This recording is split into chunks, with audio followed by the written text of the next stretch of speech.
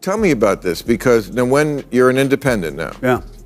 So what does that say? That, to me, it says that you think the Republican Party is unsavable. Unsavable. Oh, no doubt about it. Because otherwise you would want to stay on, right, and reform it, but you think it can't be saved. It cannot be saved. I've never argued with that. I've never argued of the false equivalency. I just said there is misinformation from both sides. Bill Maher and Joe Scarborough had a heated exchange on air. Scarborough tried to back out after Maher challenged his views on Trump. Maher didn't hold back, calling out Scarborough's take and tearing it apart. Scarborough seemed ready to leave as things got tense. What sparked the clash, and how did Maher respond? Let's break it down. Donald Trump said that he was going to use the military and the National Guard to arrest his political opponents. He was asked if he would back off of that. He said no. And he said no. Yep. In fact, he doubled down. He talked about Nancy Pelosi being evil, her husband being evil, Schiff being evil, talking about arresting them. He said he was going to execute the chairman of the Joint Chiefs of Staff because he was disloyal to him. He told another chief of staff who was a general, I wish my generals were like Hitler's generals. School Trump criticism is everywhere again, and Joe Scarborough is adding to it. He shared a take on Trump's comments, but left out key details that changed the full picture. It wasn't just careless, it seemed aimed at making Trump look worse. And of course, Bill Maher had something to say. Let's take a quick look at what happened. I lived through COVID. Don't tell me there wasn't misinformation. But there's a difference between... I lived through stupid policies based on bad information and stifled information. But intent matters. That's what Zuckerberg said. He said they were forcing us not to put out... School Bill Maher called it out. Some on the left blame Trump for things they've done too. MSNBC has pushed stories that turned out false, but rarely admits it. Meanwhile, Trump's every word gets attacked, while their own missteps get ignored. It's not just unfair, it's about keeping control of the story and keeping Trump as the bad. You haven't changed, so you consider yourself a liberal, right? I consider myself an old school liberal. You have to make that distinction now because, you know, the word woke, which started out as a good thing, being alert to injustice, and a lot of people get triggered by the word because when they hear it, they think of it the old meaning, which was good. Right. You know, stay woke.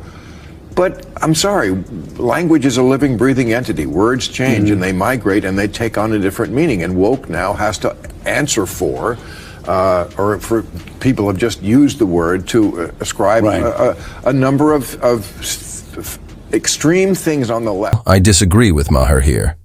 Wokeness isn't just a small group anymore. It's everywhere, from politics to media to Hollywood. Scarborough didn't argue much, probably because he knows Maher's right. The real question, how long can he ignore it? Kamala's big, I think, challenge here to win over the undecided voters is to convince them that she's not part of what they suspect she might be, sort of a stealth version of the worst excesses of the left. I said there's a coalition of Trump voters, people who really like him, they certainly are those, and then there's people who don't necessarily like him that much, but they still think he's less crazy than stuff that strikes them as aggressively anti-common sense.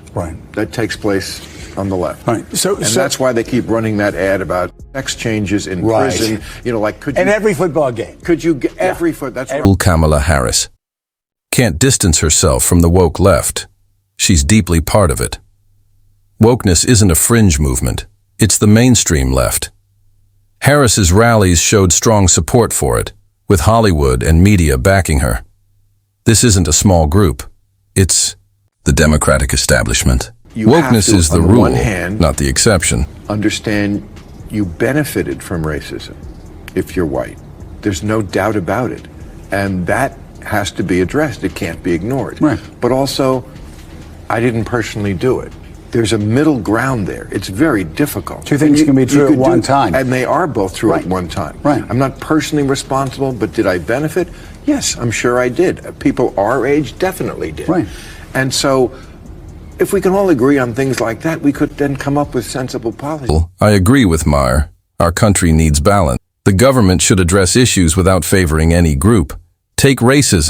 It's complex and needs thoughtful solutions, not quick fixes. Focused on optic, policies like DEI were meant to help but have caused unintended harm to lives and jobs. When ideology leads, everyone loses. If we don't focus on practical solutions, the divide will only grow. Sometimes on the left, they don't want to acknowledge progress because it interferes with virtue signaling. Right. To say, we've come a long way, which we have. It's okay to say that. It's okay to say it, but somehow you're a better person if you say, but there's work to be done. Of course there's work to be done. There's always work to be done. We're humans. We're on Earth. There's always going to be work to be done. But let's be realistic about where we are. The left often ignores progress to keep their narrative alive. Yes, there's always work to do, but it's okay to recognize how far we've come. Bill Maher points out that while the left claims progress, they avoid acknowledging it. Racism is still an issue, but we're better than we were in the past. Figures like Whoopi Goldberg and Don Lemon benefit from fueling division, making outrage more about profit than real change. Trump voters who still would support him, who say things like, I like Donald Trump because of where he stands. I can't even say it with a straight face.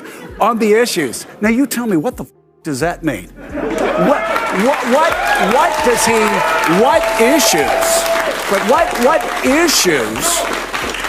what issues does this guy share with conservatives? Trump champions conservative values like two genders, opposing men in women's sports and bathrooms, and pushing parental consent for gender transitions. He's also securing borders, deporting violent offenders, and fighting illegal immigration. He's holding corrupt agencies accountable and focusing on fiscal responsibility.